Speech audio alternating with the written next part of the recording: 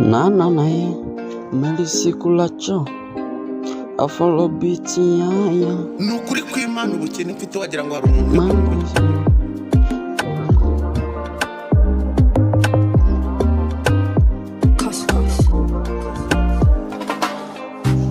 naye inzira yaba ndende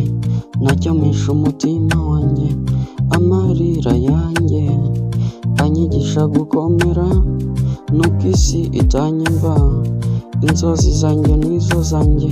nzakomeza kugenda nareba inyuma ndacyafite hope ndacyafite dream nacyanyambura future yanjye mbona urumuri mu mwijima icyizere cyanjye ntikizigera gipfa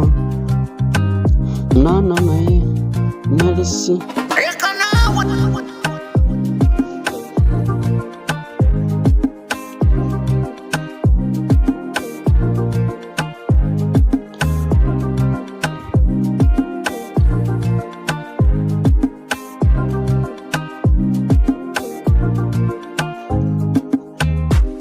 nubwo nkora bikanga ariko hari igihe kizagera bigakunda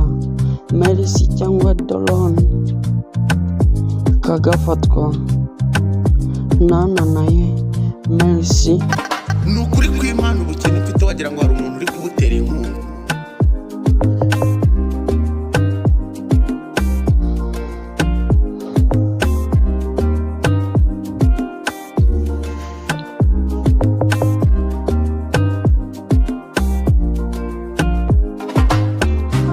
ndacyafite hope ndacyafite dream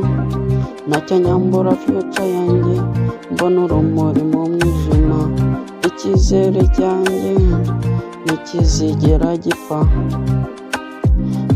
naye Melisi kulacho